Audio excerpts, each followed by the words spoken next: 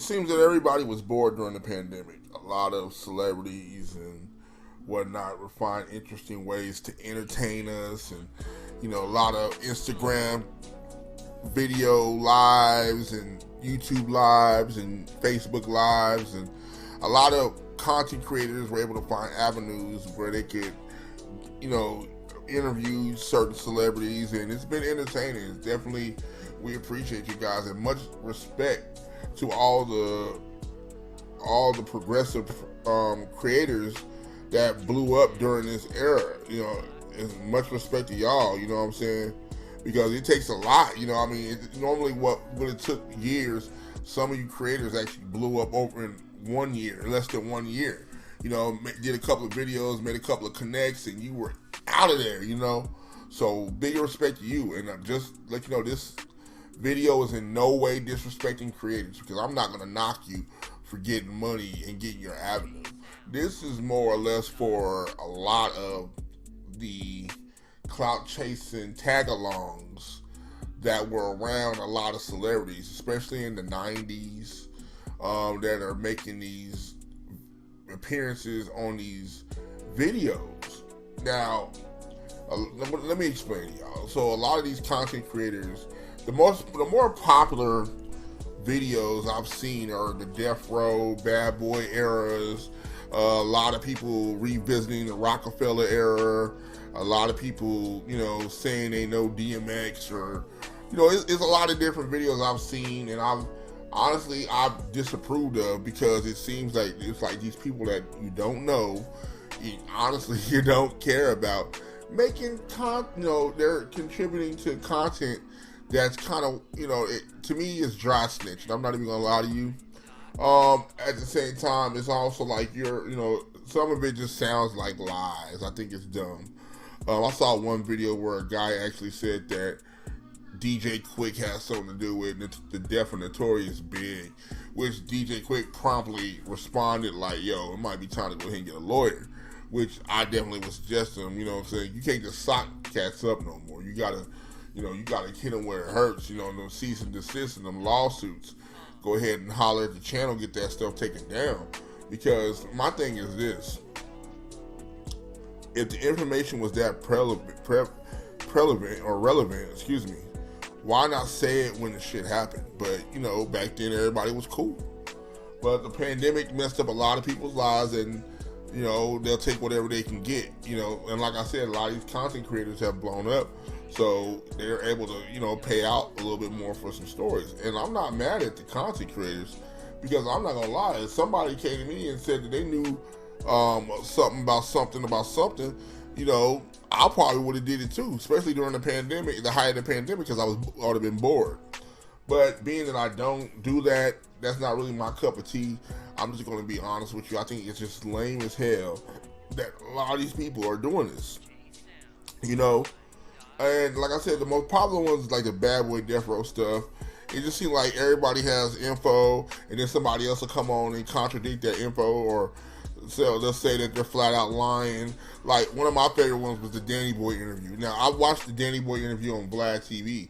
I liked that one. That was a really good one. It seemed like he was humble. He had found a good place. He said he was going to church. He was coming to terms with his sexuality. And, he was definitely upset about a lot of things. He was upset about his career. A lot of things. But then he kind of, backpedaled on that. And, when he did the interview on the Art of Dialogue, he just basically was spilling all his tea. And it was like, it was crazy. One of the particular things he talked about was Jewel. He was talking about how, I guess, Jewel gave him head. And, it was in poor taste, you know what I'm saying? Because, Jewel, she's a married woman. She's, in the church now. And she was, for the most part, quiet. I had her on Twitter. Well, she's on my Twitter. But she's hasn't really been active on her Twitter. So it's like she left the light altogether, but this kind of pushed her back in the light. And she basically did her interview with the Art of Dialogue. And she basically told Danny Boy, look, I'm a different person now, but homie, don't take me back. Because, to me, that's messy. You don't know what type of stuff you start. You know what I'm saying? Especially with the height of everything going on with people exposing, like, people that are messing with people underage, And whatnot, because I guess Danny Boy was like 16 and Joelle was a grown woman or something like that.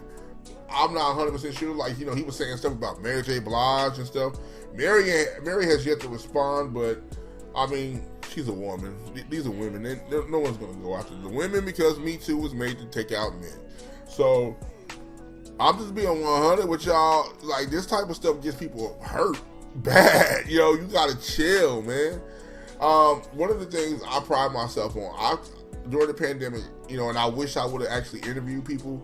I got to know a lot of celebrities. I got to know a lot of stories about, and these are not just, I'm not just saying clout chasing sidekicks. I mean, I actually talked to people who were in the limelight, people who have contributed to platinum records, people who have contributed to pop culture in the 90s. They were bored. One of my homegirls, she, talked to a few cats too. Like, people are just bored, and if you just seem cool and they feel like they can trust you, they'll, give you information. And the better you keep the secrets and the more loyal you are to them, they'll just spill everything. I know a lot about a lot of groups out there. And it made me respect a lot of groups more, and it made me really kind of dislike a lot of cats. I'm not going to say names, because like I said, my word is my bond. But just know, for the most part, that a lot of these cats aren't really being faithful. They're just doing something to get a rise out of people. They go back in their little hiding places, and they get their little check or whatever they get for doing these little stupid ass interviews, and then they're gone. It's dumb as hell. You know what I'm saying? Not to mention, you got a mother, Valletta Wallace, who is still mourning the death of her only son. They're trying to get to the bottom of this, and nobody's giving her answers, but now all of a sudden everybody has a fucking story to tell about the shit. Suddenly, and I noticed one thing I do notice about Notorious Big specifically, it seems like everybody was in the car with him, or almost in the car with him, or drove beside him, or was on top of the car, or they was on the cell phone with him, and they were in the trunk. Everybody has this story. I've heard it from the likes of Jermaine Dupri, all the way down to like Little C's. I mean, we know Little C's was in the car. I mean, it's just so many people that just seem to come out saying they were just close to Big, or they were there when it happened, and nobody's really refuting it. I'm not saying that they're lying, but it just seems like you were there, but you're not really doing much about the shit. You're just talking. It's stupid as fuck, man. But it is what it is, man. I mean, you get what you get. You know what I'm saying? I mean, what can you do? All you can do is really just kind of, I don't know, shake your fucking head at the shit.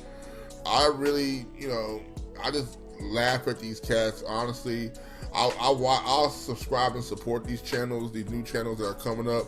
But for the most part, most of their guests are people who aren't relevant enough to get on Black TV. You know what I'm saying? I'm just being 100.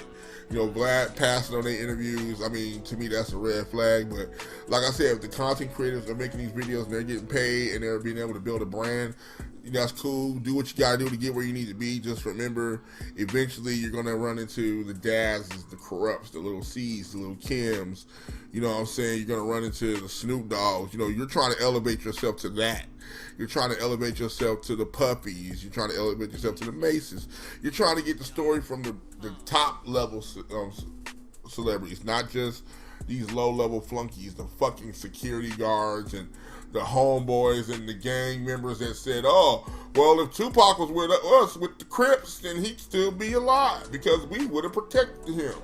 And nah, he was with the Bloods. We had his back. Nah, I have my theories on Pac and Big's murders, and like I feel like I have my theories on the shit. I think it's all bullshit, and it is what it is. But like I said, I'm not going to even go into that because my theories is my theories, and that's all they are, just theories. I'm not going to air those out for y'all because I don't have any proof. But however, maybe I'll do a video one day where I'll give you a fan theory, of what I felt like happened. I mean, we kind of know what happened with Pac, why he died, but I think with the Big situation, it's a lot deeper than what we think, you know what I'm saying? But other than that, I don't know what else to say about this. I just wish that people would definitely control their content and, definitely watch who the fuck they interview because these cats are wild. And just make sure you understand that with these interviews, sometimes consequences come. And, you know, it could be somebody refuting it, it could be somebody tripping. Just be careful. Remember, that was a dangerous time. Just because these cats have gotten older doesn't mean that these cats aren't inactive, you know what I'm saying? But hey, it's just a fan's perspective. Holla at your boy.